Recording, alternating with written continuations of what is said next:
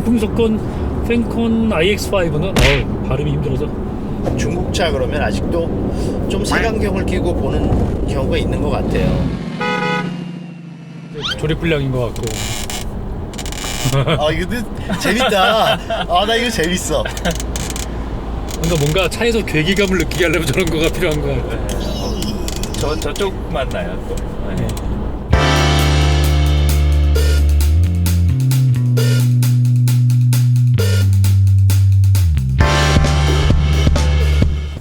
한가을을 보내면서 이제 좀 있으면 겨울인데 아제라이드 시즌2를 준비하면서 오늘 또 저희가 재밌는 차를 가지고 왔습니다. 오늘은 톰과 제리 중에 한 명이 병가를 내고 톰이 가출했어. 불타한 가운데 오늘 그 또 톰의 역할을 제가 오늘 한번 갈구고 다듬었어. 아제라이드 프리 시즌2 오늘은 재밌는 차인데요. 중국 동풍석권의 팬콘 iX5입니다. 국내에 찾아볼 수 없는 쿠페형 SUV입니다. 중형 SUV인데요. 실제로 QM6랑 전체적인 컨셉이 비슷하면서 전체적인 차의 크기는 조금씩 더 큰 현대기아 이 산타페가 쫓아올 수 없는 수준의 핸들링이나 그 핸들의 그 유격 이런 것들을 보여주고 있는데요. 자, 결론적으로 어떨 차일까? 그리고 한국 차와 어느 정도의 간격을 유지할 수 있을까? 이미 저희가 사전 시승에서는 일부는 더 현대기아보다 장점도 일부 보였고요. 그래 아직도 중국차니까 라는 부분도 여러 가지를 발견을 했는데요. 이제 그런 얘기를 중심으로 살펴보겠습니다. 일단 동풍석권 팬콘 iX5는 발음이 힘들어서 1.5L 가솔린 터보에 CVT를 조합을 하고 있는데요. 최대 출력은 150마력, 최대 토크는 22.4로 QM6보다 최대 출력에서는 약 한 6마력, 토크는 한 2 정도 더 좋은, 그리고 이제 전륜 구동 모델만 있습니다.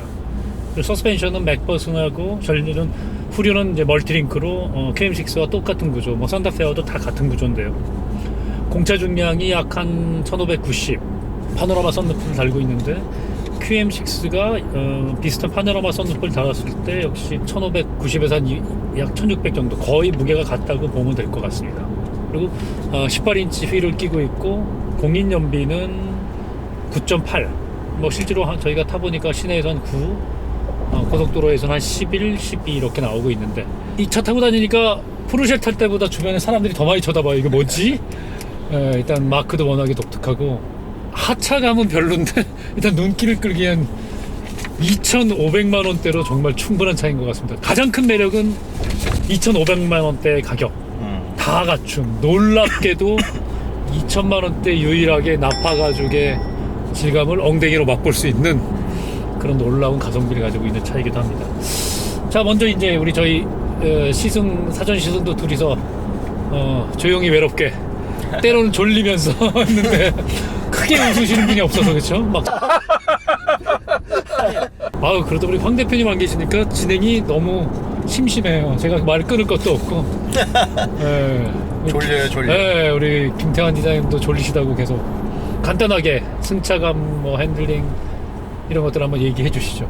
오늘 먼저 이야기하라고 옆에 손을 이렇게 내밀 사람이 없네.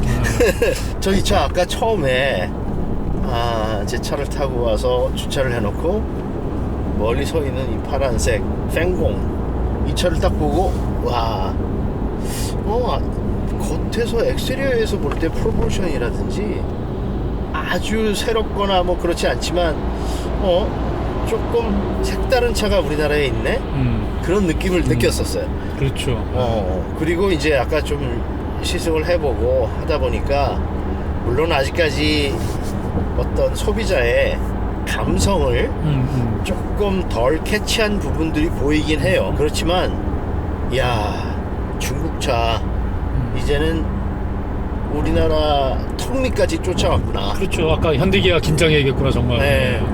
그래서 특별히 더 커다란 차별화를 하지 않으면 이제는 중국차 무시하기 힘들겠다.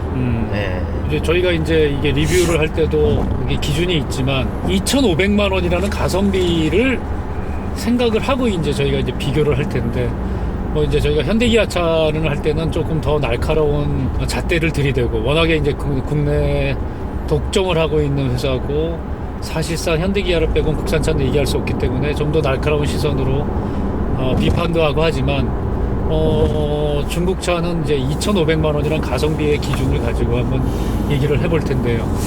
사전 시승에서 이제 놀란 게 또 MVH 정숙성이었잖아요. 우리 네. 김 디자이너님 이거 ISD로 시동 꺼진 거 아니야? 이게 스탑앤고가 지금 되는 거예요? 안 돼요. 스탑앤고 없어요. 없습니다. 굉장히 조용하다. 네. 스탑앤고가 되는 건 줄 알았어. 저도 그래서 꺼졌나 이렇게 스탑앤고 기능 자체는 없더라고요. 와, NVH는 진짜 어. 놀랄 수준인데요. MVH뿐 아니라 바디 서스펜션 튜닝을 완전 독일차 같이 해놔가지고 근데 그렇다고 퉁퉁 튀지 않아요. 또 정차하고 있을 때 그 정도로 정성이 좋았고 진동도 별로 찾을 수 없었는데 뒷좌석 일단 뒷좌석 어떠세요? 승차감 저는 그 나쁘지 않아요. 네. 네, 이게 조금 이게 뒤에 뒷좌석 그 시트의 H 포인트라고 그러잖아요. 그 시트 포지션이 조금 낮아요. 원래는 앞에 시트보다 뒤에가 살짝 높게 해야지 이 앞에 전방 시인성이라든지 좋기 때문에 보통 그렇게들 하는데 이제 문제는 여기 뒤에 이게 쿠페형으로 굉장히 낮게 뒤를 그렇죠. 깎아내리다 보니까 네. 파노라믹 선루프 모터가 들어간 것 같은데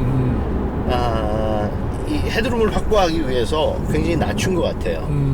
그래서 조금 답답한 느낌은 있는데 나름대로 굉장히 편안하네요. 그쪽 그러니까 네.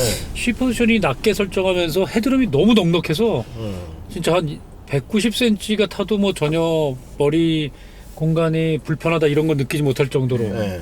쿠페형 SUV인데 그런 처리는 되게 잘했고 저희도 아까 이제 타고 내릴 때도 2열 타고 내릴 때도 굉장히 편했던 그다음에 2열 좌석 굉장히 넉넉한 네. 네. 뭐 무릎 공간이나 이런 게 이게 사실상 휠베이스도 QM14 기니까 실내 공간만큼은 패키지를 어떻게 보면 현대기아 정도 수준으로 잘 뽑아낸 네. 전체적으로 운전석이나 조석의 그 시트 크기는 방석 부분의 크기는 크지 않아서 좀 체형이 크거나 장거리 갈 때는 조금은 불편할 수도 있겠지만 전체적으로 질감, 소재 이런 것들은 굉장히 좋은데 그리고 시트도 말랑말랑보다 딱딱한 편에 가까워서 뭐 척자감도 괜찮은 푹 꺼지는 느낌 그런 건 아닌데 핸들링이나 뭐 브레이킹 뭐 이런 것들 자동차 피칭 앤 롤링이나 이런 것들 기본적인 부분에서는 어떠셨어요? 저는 핸들링도 뭐 별로 나쁘지 않았었어요. 아까 운전할 때. 예. 그런데 감성적인 부분에 있어서 운전자는 항상 이 스티어링 휠을 잡고 다니는데 운전을 할 때 이 스티어링 휠이 다른 차들 보통 차들에 비해서 좀 스포티한 차들은 이 두께감이 그 스포티함을 느끼게 해주는 정도의 사이즈가 있거든요. 근데 이거는 그게 아니라 오히려 납작한 것 같은 느낌이 들어요. 그래서 차가 좀 두툼한 무슨 스테이크를 보는 게 아니라 납작한 팬케이크를 보는 것 같은 만지는 것 같은 느낌. 그래서 되게 그거는 좀 내가 보기에는 조금 아직까지 거기에 신경을 덜 쓴 부분이 아닌가? 아니면 아까 스티어링 휠 컬럼에 보니까 컬럼이라는 게 왜 스티어링을 받쳐주는 거 이 이태리에서는 프로슈토라 그러는데 햄 덩어리처럼 생긴 거 있잖아요. 컬럼 스탁이 있는 거 거기에 이거는 스타트 앤 스톱 버튼이 앞에 있지만 거기에도 뭐 이렇게 있던 자리를 플라스틱 커버로 씌워놓은 게 있는데 이걸 보니까 이거는 그럼 다른 이 회사에서 나오는 차에 다른 걸 캐리 오버해서 캐리 오버 한다는 게 이제 그대로 가져와서 공유를 하는 거 아닌가라는 생각이 들었어요.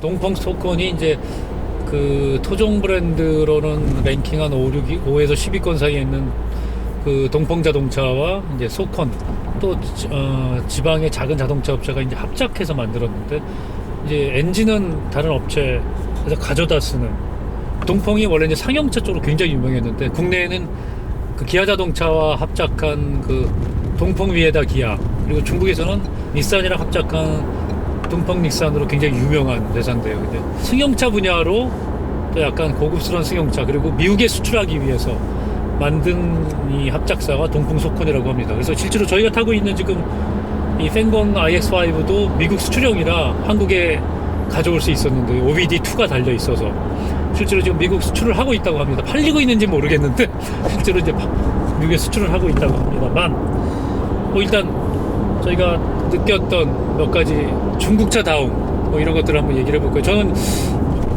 이 CVT라 그런지 이게 쭉 치고 올라갔다가 RPM이 떨어지는데 이게 달팽이가 기어가듯이 떨어지는 거예요.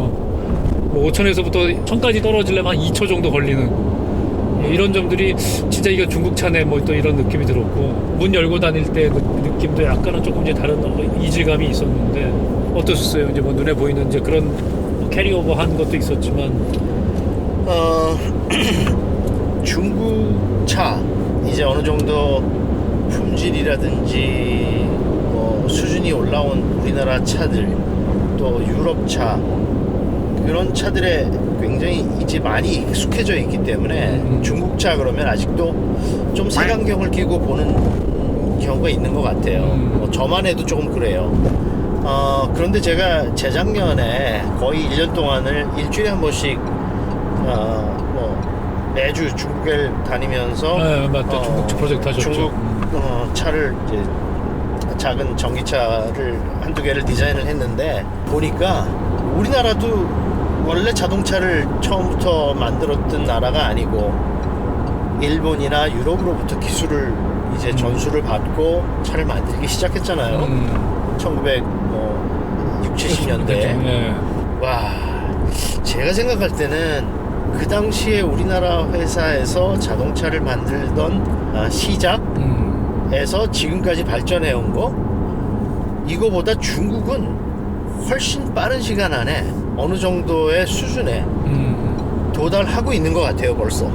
그래서 사실은 굉장히 걱정이 돼요, 우리나라 사람으로서는. 근데 중국은 지금 우리나라, 일본, 뭐 미국, 유럽, 모든 전 세계에 그렇죠. 네. 자동차 기술을 가지고 있는 사람들을 다 스카우트해서 차를 만들고 있는데 아직까지 정말 왜 이런 차를 어떻게 만들어야 되는지에 대해서 100% 이해는 못한 것 같은 느낌이 있어요. 이 차를 보면.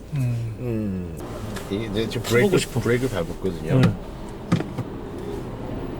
소리 들어보세요.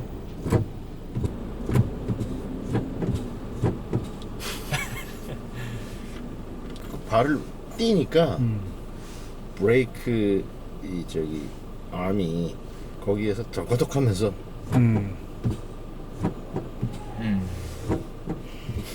감성적인 부분에 아직까지 신경을 못 쓰는 부분.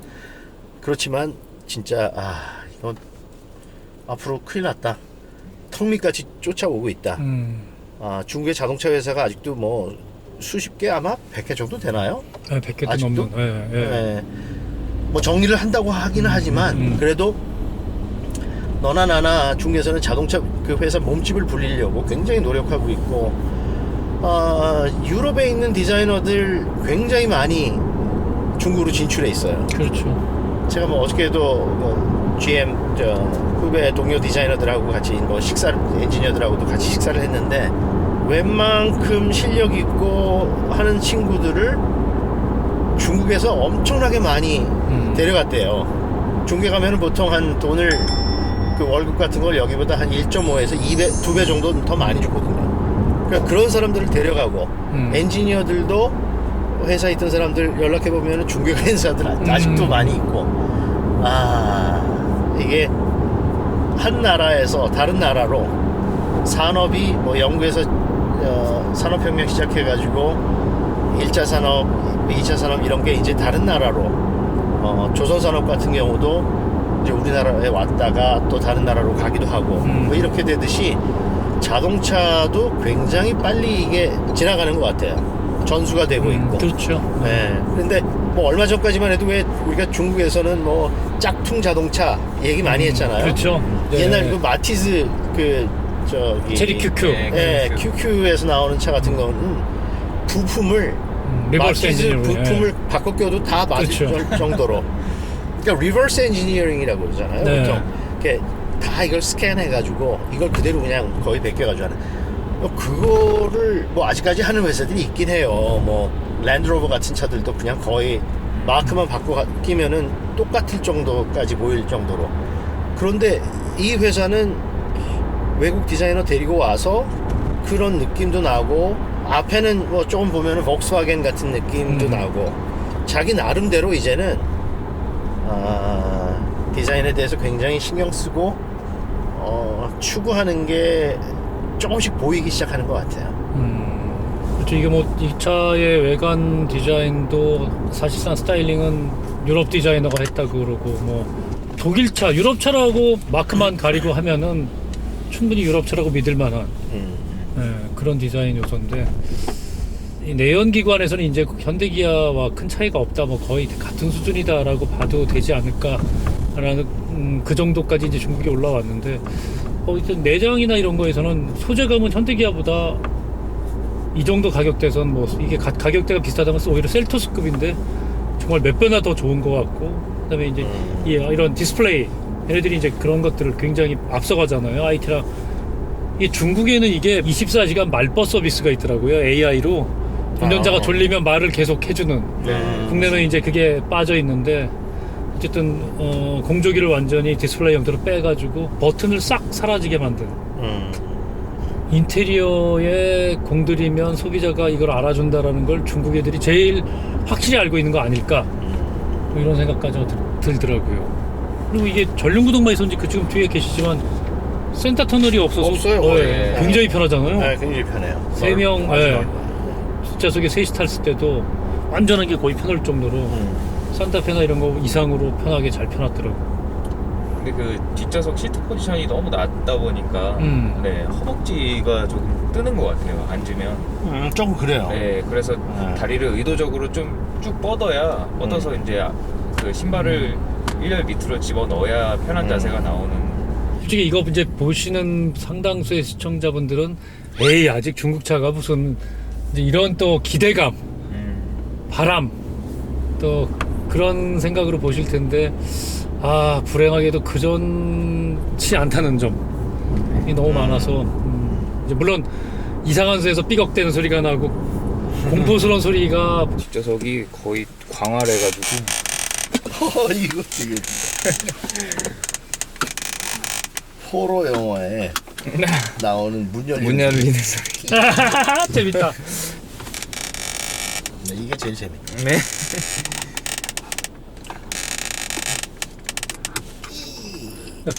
그치, 중국차에 저런 걸 또 넣어줘야지 우리나라 시청자들이 감동하지. 거봐 막 이러면서. 진짜 그 할리우드 영화에 나오는 효과음으로 써도 될 것 같아요. 이렇게 Anybody here? 이러면서. Hello, it's Peter Spencer. I'm here about selling the house. Is anyone home?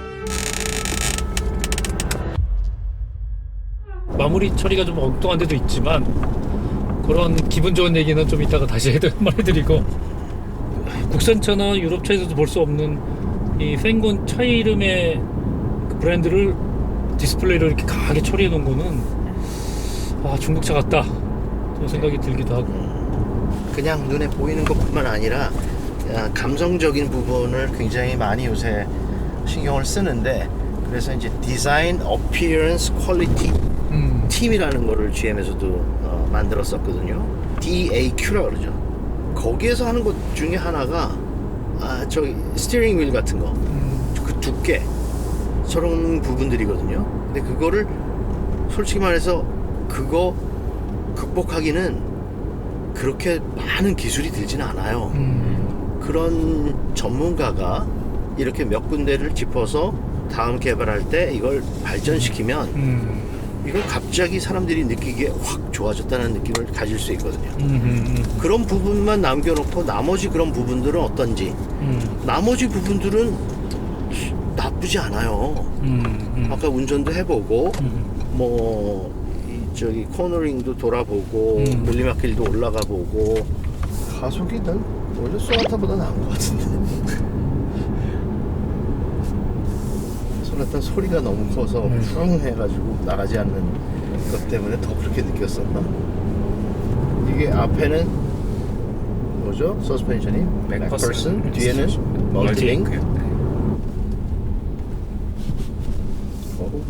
방지턱을 이렇게 부드럽게 넘어갈 수가. 근데 전체적인 수시하고 나쁘지 않은데요. 조용하고 부드럽고. 네. 서스펜션 뭐 전체 느낌, 엑스테리어의 어떤 프로포션, 제 뭐 어떤 딱 맞는 취향은 아니지만 그래도 나름대로 잘 했다라는 생각이 들어요. 이 디자인 어피언스 퀄리티 중에 하나가 이 뒤에 조그만 요게 트위터죠. 밑에는 스피커가 있고 여기에 트위터 있는데 그걸 보면은 구멍이 쫙 이렇게 퍼져 나가는 것 같은, 요새 머세디스에서 많이 쓰는, 머세디스 벤츠에서 많이 쓰는 그런 패턴을 했는데, 이거 다른 점은 이거는 가운데 동그란 부분만 구멍이 뚫어져 있고 나머지는 가짜 구멍, 예를 들면 그런 게 그리고 아까 이 뒤에 뭐 손잡이 이거 괴기음 열 때는 더 크게 소리 나지만 이 삐그덕삐그덕하는 소리. 뒤쪽에 램프는 독특하게 재미있게 했어요. 이것도 하나를 만들어 가지고 아마 여러 차에 다 공용을 하긴 하는 것 같은데, 처음에는 저는 무슨 저기 리모컨 컨트롤 키를 꽂아놓은 줄 알았었는데 1.5 터보가 이게 150마력인데 시내에서 빠릿빠릿하게 치고 나가는 맛은 QM6 2.0 GDI보다 좋더라고요. 그래서 네. 맞아요. 저도 아까 그 생각했어요. 네, 그래서 시내 주행하고 그냥 툭툭 치고 한 시속 130-140km까지 달리고 하는 데는 물론 이제 역시 이것도 뭐 고속에서 가속해서 추월을 하려면은 좀 기다려야 하지만 시내 주행에서는 왜 이렇게 차가 안 나가 뭐 이런 느낌은 전혀 없는 네. 그런 점에서는 1.5 터보 정도까지는 중국애들이 잘 만들어내는구나 그런 생각이 들었는데 2,500만 한국에서 2,500만 원 가성비로는 이 차를 옵션과 내장재에선 이 차를 파워트레인까지 따라갈 차가 없어요 현재.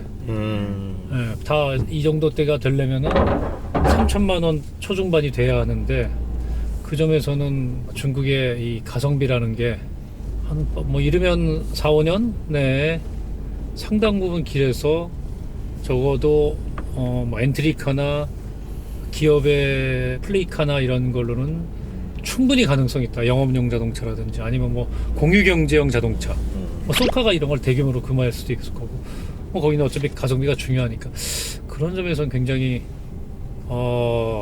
놀랍다.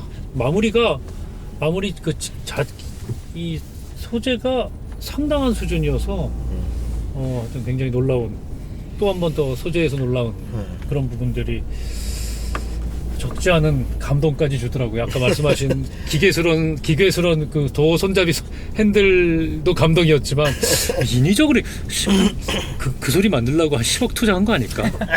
우리 차만의 특징을 줄 거야 이러면서 끼익 하는 소리 만들려고.